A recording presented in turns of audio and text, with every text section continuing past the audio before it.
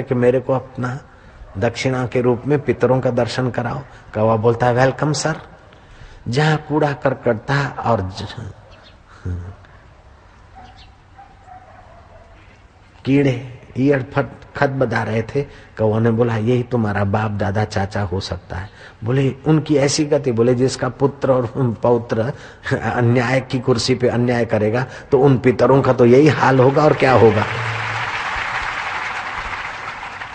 लेकिन तुम न्याय की कुर्सी पर बैठकर जो गुनाहगार है उसको 302 के अथवा फांसी की सजा दे देते हो और वो मर जाता है तो आपको पाप नहीं लगता है।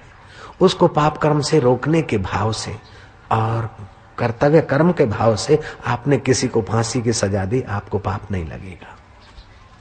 लेकिन किसी निर्दोष को आप किसी के दबाव में आकर अन्याय देते हैं तो आपको कर्म का बंधन लगेगा। आप व्यापारी हैं, ग्राहक की भलाई देखकर चीज लाइए, ग्राहक को मिले और ग्राहक संतुष्ट हो, आपकी आय चले, आपके लिए कर्म कर्म योग हो जाएगा। लेकिन है तो खसखस, उसमें रेता मिलाकर कोई सस्ती बेच रहा है, आप सस्ती लाकर महंगी बेच रहे हैं और खसखस खाने वाला खसखस हो जाए तो हो जाए, लेकिन मेरे को रुपया मिले, आपका व्यापार बंधन वाला हो जाएगा। पोस्ट डोडे में खसखस होती है, उसमें रेती आने का कोई प्रश्न ही नहीं है। किसान लोग बोलते हैं कि हम लोग रेती मिलाते वजन बढ़ाने के लिए, दाम सस्ते में बिक जाती है, थोड़ा कम दाम भी मिले तो हमको 2 रुपया कम मिलता है किले पे, तो 10 किलो पे हम 2 किलो 1 किलो मिला देते तो हमारा तो 10 रुपया किलो पे ज्यादा आ जाता है। लेकिन आप खरीदिए, देखिए रेती तो नहीं, मेरे ग्राहक को साथ अन्याय तो नहीं हो रहा है, तो किसान मिलाना बंद कर देगा। ग्राहक के रूप में ठाकुर जी की सेवा। आप अगर उद्योगपति है तो ये विचारिए कि मेरे पास जो लेबर काम कर रहा है उसको भरपेट खाना तो मिलता है, वस्त्र तो मिलते हैं, अथवा वो पठानी ब्याज 10 टका और 5 टका भरकर कहीं दब के तो मर तो नहीं रहा। अगर ऐसी स्थिति है तो अपने तरफ से प्यार से उसको छुप के बिना ब्याज के थोड़े पैसे दीजिए और ऐसे ढंग से उसको ट्रीट करिए ताकि वो अपना घर गृहस्थी का गाड़ा ठीक से चलाए। आप अपने मजदूरों को क्या प्यार करो तो मजदूर तुम्हारे काम को प्यार करेंगे। बापू जी की गाड़ी हो चाहे बेटा जी की गाड़ी हो, ट्रैफिक के नियम के अनुसार ही पसार होने दीजिए। जयराम जी की बापू जी की गाड़ी या नेता की गाड़ी भगवान की गाड़ी, तो दूसरे भगवान नहीं है, दूसरे कौन है। मैं नेहरू को धन्यवाद दूंगा। अहमदाबाद में जवाहरलाल नेहरू आए थे, मेरे को एक जिम्मेदार व्यक्ति ने यह घटना बताई है। मेरा शिष्य है किसी मार्केट का वो प्रेसिडेंट, उसने कहा कि बापूजी जवाहरलाल और उनके साथ और भी गाड़ियां आई और एकाएक को लाइन बंद हो गई, गाड़ी सब कतार में खड़ी है। तो आरटीओ का ऑफिसर आया और पुलिस वाले को बोला अबे लाइन खोल, तेरा बाप नेहरू आया। बोले आया तो क्या है, मैंने ये लाइन खोल रखी, जब तक ये पूरी नहीं होगी तब तक वो कैसे खोलूंगा। तो आरटीओ इंस्पेक्टर में ऑफिसर में और जो सिपाही खड़ा है हाथ देकर एक लाइन को रोक रहा है, सामने नेहरू की लाइन को रोक दिया है और ये लाइन शुरू हुई है। अब वो ऑफिसर कहता है कि इनको आने दे और इनको रोक दे। बोले नहीं, आधे में मैं कैसे कट करूंगा। उसने डांटा, आखिर नेहरू के तक बात पहुंच गई। वो नेहरू ने वहां गाड़ी खड़ी की और सिपाही को बुलाया, 100 की नोट इनाम में दी, शाबाश हमारे देश के ऐसे ही लोग होने चाहिए। मैंने तो लखनऊ के महामहिम आए थे सत्संग में, 2-3 बार आ गए मेरे पास। मैंने उनको कहा कि वीआईपीओं के कारण जब सड़कें बंद हो जाती है, हम लोगों को लोग तो सामने से वाह वाह करते हैं, लेकिन जब राज्यपाल जी या फलाने जी आ रहे हैं और घंटों पर सड़कें बंद हो जाती है तो जो ट्रैफिक में फंस जाते हैं वो गालियां और बद्दुआएं कितनी देते हैं साहब, आप लोगों को पता ही नहीं है। जयराम जी की मोतीलाल वोरा से मेरी ये बातचीत हुई थी। जयराम जी की आप नेता हैं, आपकी सिक्योरिटी की जरूरत है, लेकिन सिक्योरिटी के नाम पर जनता जनार्दन परेशान तो नहीं हो रही है, इसका भी आप ख्याल करिए। और आपके नेता की छाया में आपके ऑफिसर प्रजा का शोषण तो नहीं कर रहे, ये आप ख्याल करेंगे तो आपकी नेतागिरी को 4 चांद लग जाएंगे, आपकी नेतागिरी कर्मयोग बन जाएगी। नेता है, चूसते चूसते चूसते परदेश में रखकर मेरे इतने $1 मिलियन हुए, जिसके थ्रू रखे वो आदमी बोलता है मुख्यमंत्री महाराष्ट्र के, पूछते मेरे कितने पैसे, बोले जैसे आए वैसे गए, हार्ट फेल होके मर गया जयराम जी की।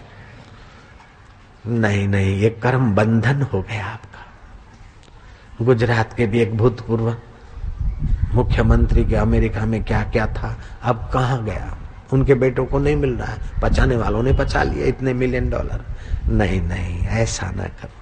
कितने गरीब लोग हैं, सुबह से शाम तक मजदूरी करते हैं, उनको 50 रुपया मिलना चाहिए, नहीं मिलता है। बीच में एजेंसियां घुस जाती है और एजेंसियां उनको हायर कर लेती है, रोज के 20 रुपए 25 रुपए पकड़ाती है और 25 रुपए एजेंसियां खा जाती है। तो तुम्हारा पद और साहबपन किस काम का? उन गरीबों का खड्डा तक नहीं भरता है और बीच में मलाई खाने वाले धमाधम करते नहीं। जो बेचारे 8-10 घंटा काम करते हैं उनको 50 रुपया भी नहीं मिल रहा है, और जो सिग्नेचर करके इधर उधर भटक रहे हैं उनको 5-5 हजार पगार है।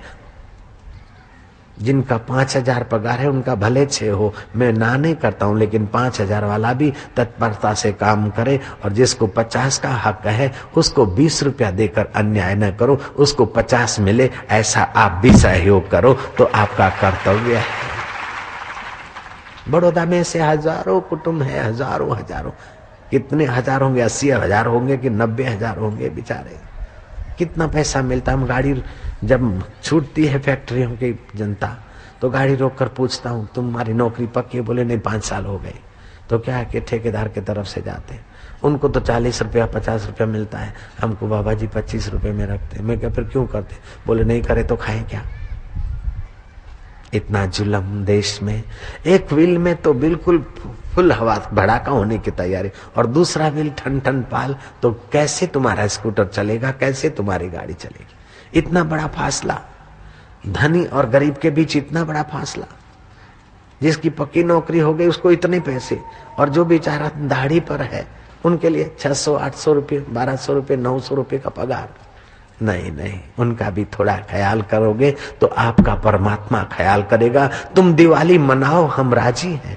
तुम अच्छे कपड़े पहनो, हम कहते हैं जरूर पहनो। तुम मिठाई खाओ, अपने बेटों को खिलाओ, जरूर खिलाओ। लेकिन अड़ोस पड़ोस के किसी बेटे को भी एक कपड़े की जोड़ी दिला दो, अगर उसका बाप गरीब है तो। अपने घर दिया जलाओ, लेकिन किसी के घर का दिया बुझा है तो चले जाओ, 4 दिए वहां भी जला के आओ, घड़ी थोड़ी मिठाई वहां भी दे के आओ। आपका कर्म अच्छी दिवाली लाएगा। जिनको खूब है उनको तो खूब मिला जा रहा है, जो खा खा के अजीर्ण की बीमारी से मर रहे उनको तो ठास ठास के ले रहे। लो मुल्ला जी लो पुजारी जी लो पुजारी जी लो। लेकिन जिनके हृदय में ठाकुर जी भूखा है उधर भी तो थोड़ा ख्याल करो। नारायण हरि नारायण हरि। देखिए, मैं किसी मत पंथ या किसी पुजारी या किसी के लिए मेरे हृदय में कोई भी अभाव नहीं है। ये तो अनाश्रिता कर्म फलम की बात आई है।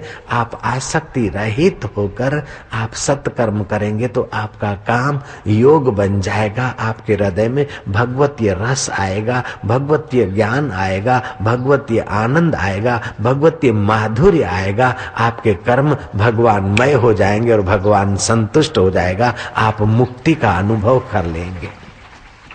मुझे यही कहना चाहिए जो आप कर सकते हैं।